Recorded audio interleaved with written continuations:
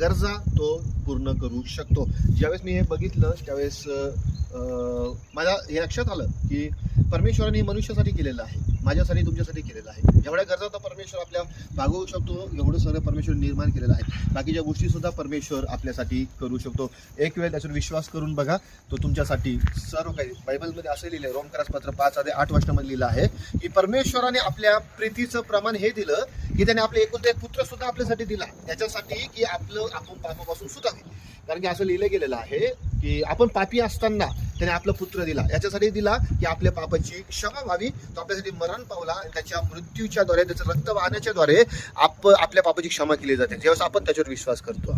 ठीक आहे, हे परमेश्वराच्या प्रीतीचं प्रमाण आहे. हे तर परमेश्वर निर्माण केलंच आहे तुमच्यासाठी, माझ्यासाठी, पण त्याच्यापेक्षा अधिक त्याने आपल्या पापाची क्षमा केलेली आहे त्या प्रभू येशू ख्रिस्ताच्या या जगात येण्याच्याद्वारे. म्हणून आपण त्याच्यावर विश्वास जर केला तर तुमच्या पापाची क्षमा निश्चित आहे. आणि प्रत्येक मनुष्य असा आहे की ज्याला पापाची क्षमेची गरज पडते. प्रत्येक जण पाप करतो, वाईट करतो, आणि त्याचा परिणाम असा होतो की मनुष्य आणि देव यांच्यामध्ये अंतर पडून जातं. मनुष्यात आणि देवात अंतर राहू नये याच्यासाठी ख्रिस्त आला, ख्रिस्त मरण पावला, त्याने रक्त वाहिलं. आणि योहानाचे पहिले पत्र 1:7 असं लिहिलं आहे की त्याचं रक्त वाहण्याच्याद्वारे आपल्या पापाची क्षमा झालेली आहे. या सगळ्या गोष्टी ख्रिस्ताने आपल्यासाठी केलेल्या आहेत. म्हणून विश्वास करा की तो तुमच्यासाठी सर्व काही करू शकतो. बायबल सांगतो तो उत्तम असा मेंढपाळ आहे, सगळ्या गोष्टी पुरवणारा आहे.